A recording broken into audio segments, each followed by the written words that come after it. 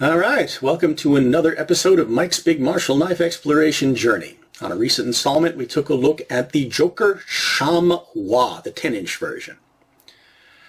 And in that video, this knife really impressed me, especially for how affordable it is and how stunningly lightweight it is. I was concerned about the extreme hollow grind in the blade and also the rat tail construction under those olive wood grips. But not only did it hold up to my impact and durability test just fine, but it proved itself to be a really impressive slicer and chopper. And this kind of unusual grip shape really started to appeal to me over time. And I did kind of spoil it at the end of that video that I like that knife enough that I decided to try a similar product but with a different blade geometry. This one more of a traditional Bowie style, or in this case a Spanish style Bowie, and we'll talk a little bit about what that means. So let's take a look at the Joker Zorro, the 8-inch version.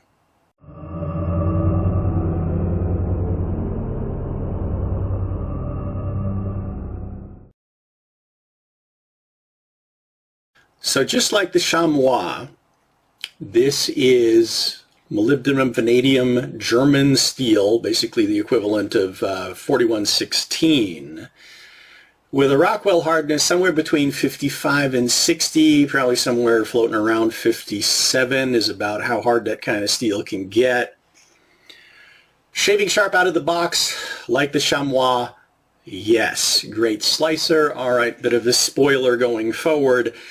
This knife came in while I was just about to run the tests on the Chamois, and we've entered that time of year where for the next 6 months it's going to be dark and rainy or snowy or icy. So my opportunities for actually getting outside to do stuff are going to be, well, potentially non-existent for a while. So I went ahead and ran the tests on this already. So it's not the out-of-the-box sharpness, but we'll roll the footage here in a bit. But yeah, again, a really, really slicey knife. On some cardboard. Oh yeah, it's like warm butter. I've done a lot more cutting with it over the last couple of days in terms of cardboard. Use it to do food prep. Really, really great edge. Again, so far hasn't taken any serious damage or diminishment to speak of. Let's talk about the sheath. Pretty much the same design and materials as the Chamois. Nice thick leather, nice detailing in terms of stitching and the Joker stamp on it. But, well, I don't think it's quite as versatile or well fit as the Chamois for whatever reason.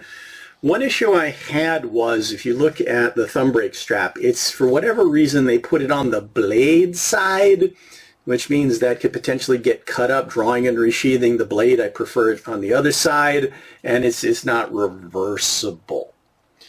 Also, belt loop sheaths like this usually only give me one choice for orientation, which direction the blade is facing when I carry it, and it might not be my favorite one.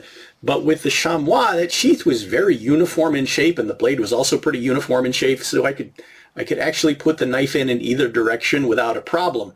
That also fixed the problem with what side the thumb brake strap was on. But this one, yeah, you could definitely see it only fits the knife in one direction.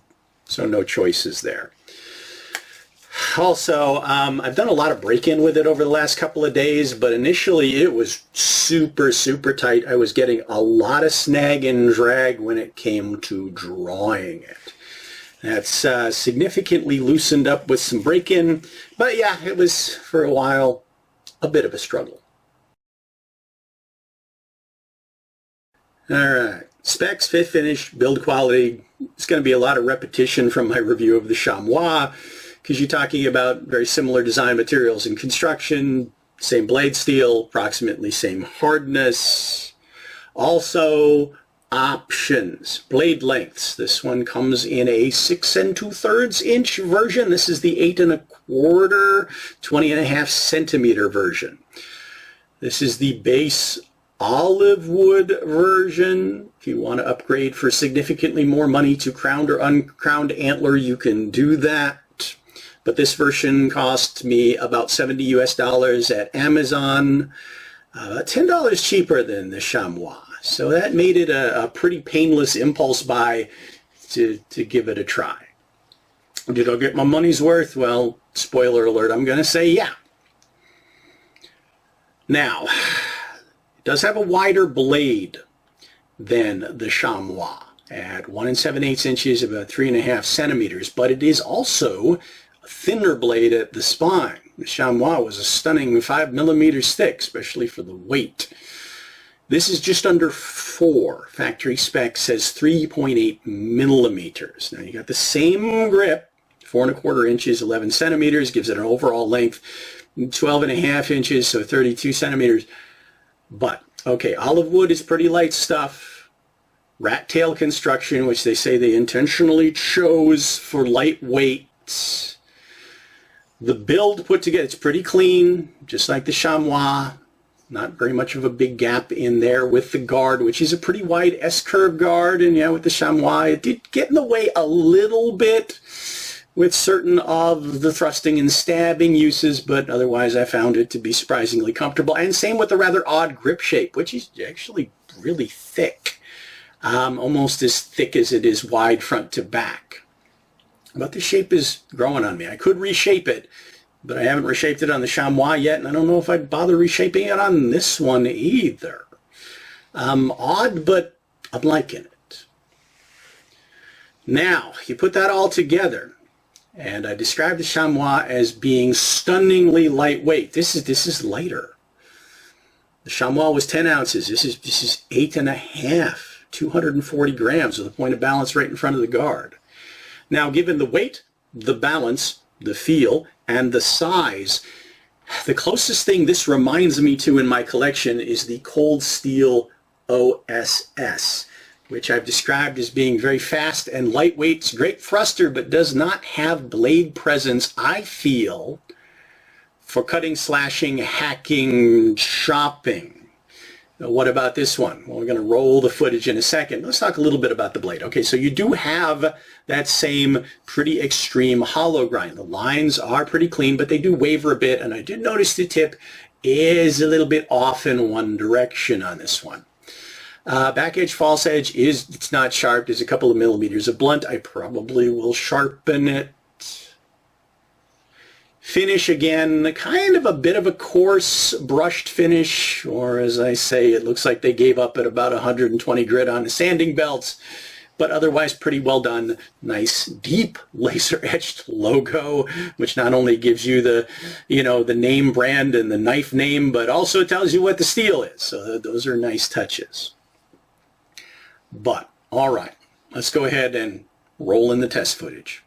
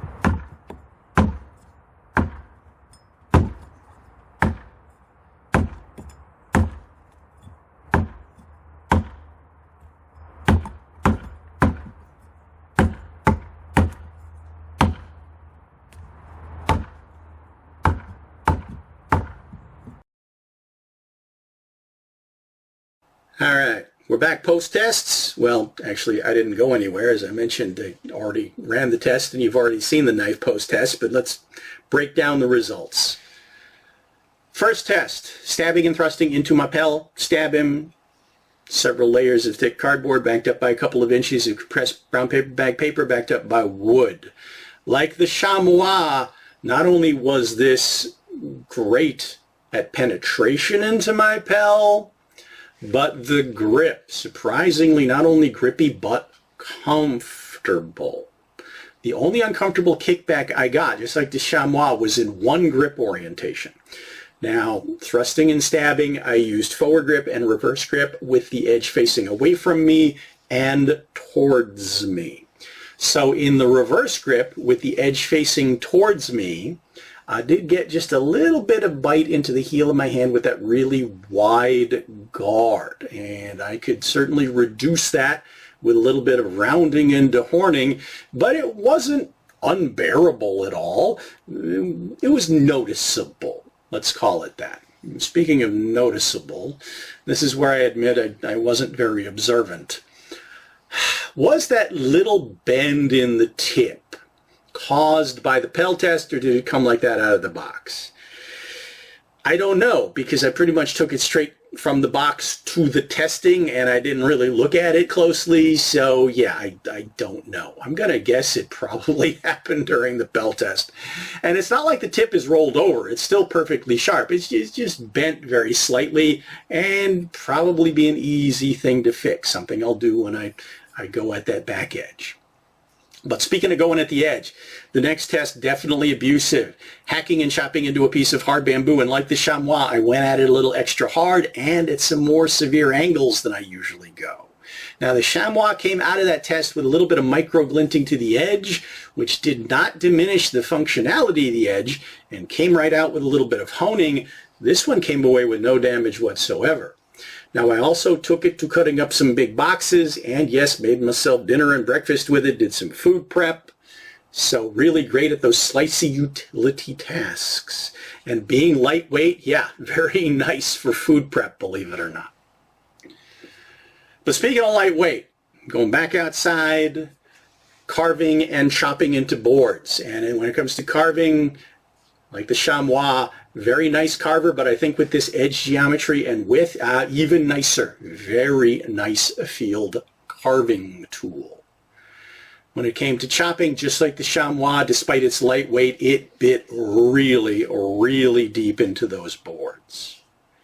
And held up just fine. Nothing came loose, no uncomfortable kickback. And yeah, I have some concerns with this rat tail construction. Don't know how durable olive wood is, but with this metal butt cap on the end, which I have no idea how that's attached, is that just glued on or secured in some other way?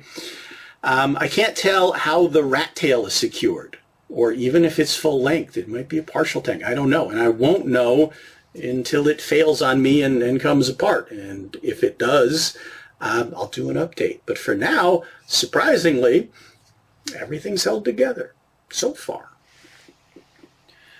Now, anything I'm going to do to it.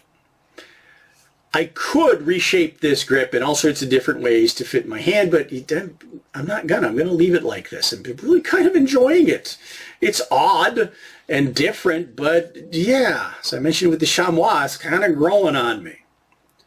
But yeah, I am going to go ahead and put a functional edge on the back of the clip point, and while I'm working on the blade, this notch at the base of the blade, and I didn't call it a choil because it's not big enough for my finger. But I personally like the option, not all the time, but occasionally, of fingering the guard in either edge orientation.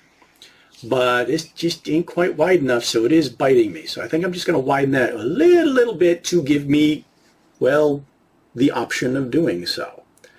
So I'm going to go ahead and do those things, and then we will talk about carry and handling. All right, down to the unflattering waistline view again to talk about carry. Now, could I just slip this whole thing into my belt or waistband for cone carry style? Yes, and I have been doing that more often than not, but I've also been trying to make the belt loop work for me. Now, I've had to do a lot of break-in on this sheath to reduce that snugness so it's not snagging in the draw from the belt loop. I've also well, kind of forced the thumb brake strap to the other side. And I talked about this in the chamois review. When it was on the blade side, not only was it potentially getting cut up by the blade, but that snap was consistently hooking on the guard and exacerbating the snagging effect. Here on this side, it's a tad loose, but you know, it's giving me some security.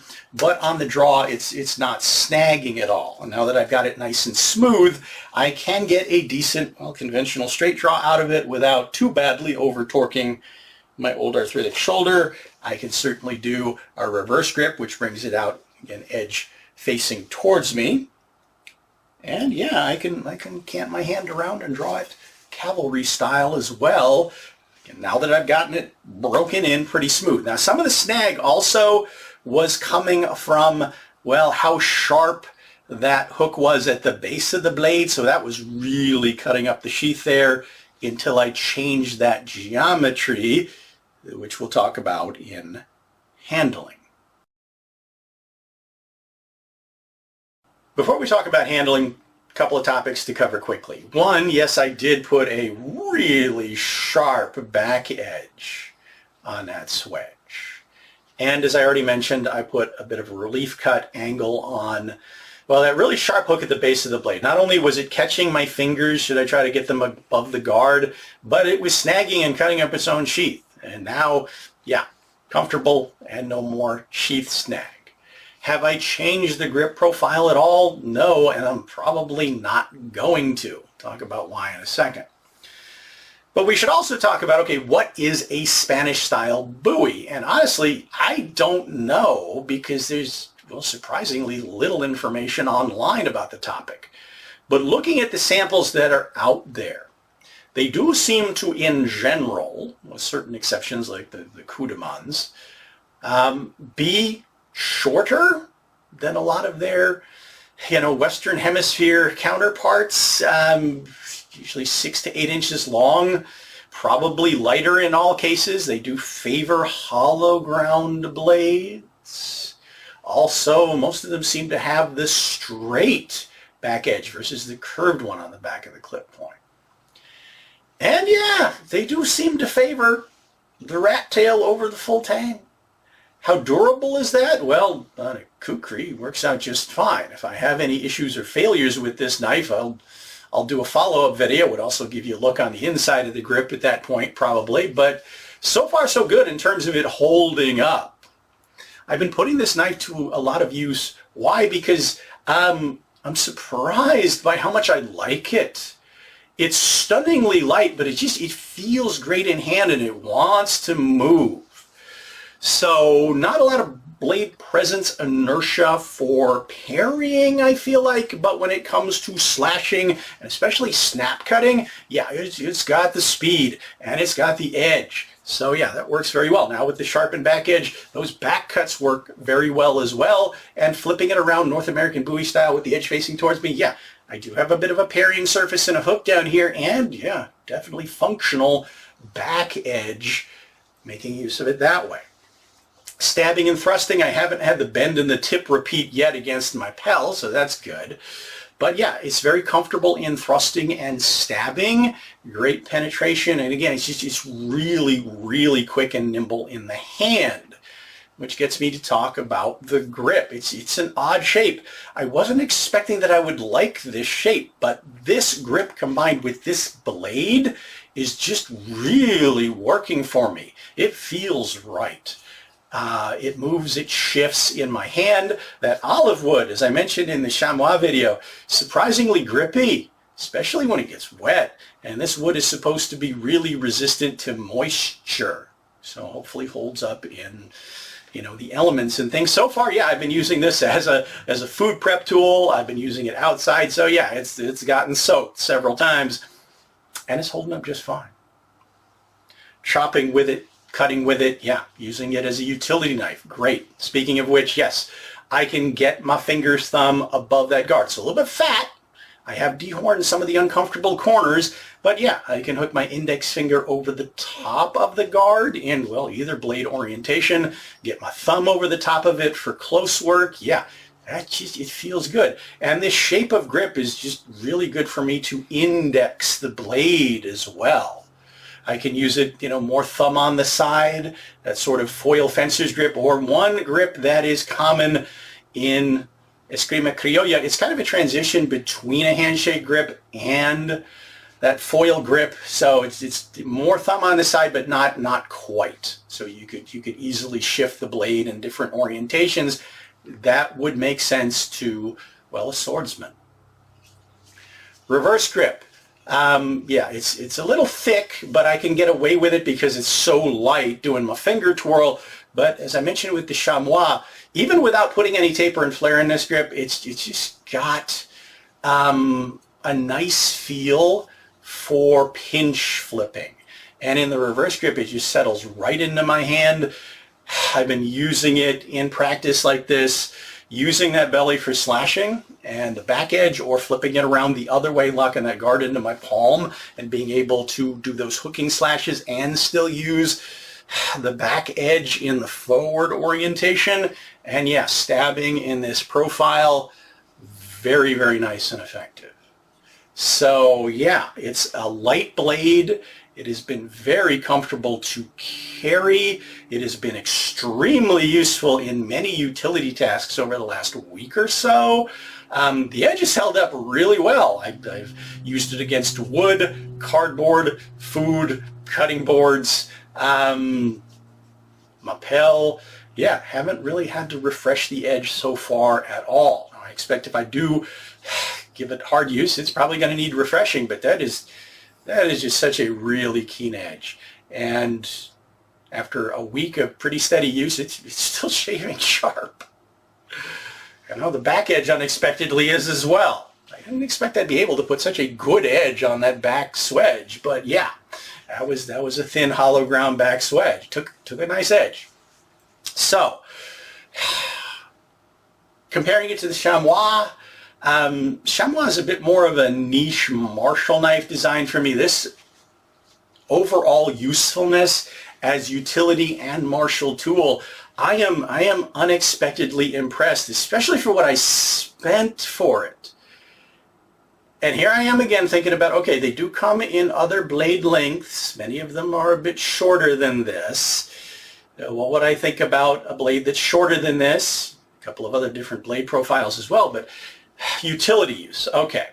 The back quillin, you can argue, is in your way of getting your finger, your thumb up on the blade for close-in utility tasks. So they do have designs very much like this that do not have that rear guard. And spoiler alert, next time we're going to be talking about the Joker Tigre.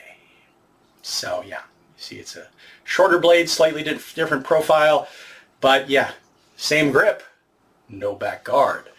What do I think of this one? Stay tuned. Until then, as always, if you have any questions about this, or you want to talk about other Spanish-made knives, give me some recommendations. Yeah, I think I'm going to be looking into Muela here soon. Got another Kudaman coming in. There's another spoiler alert.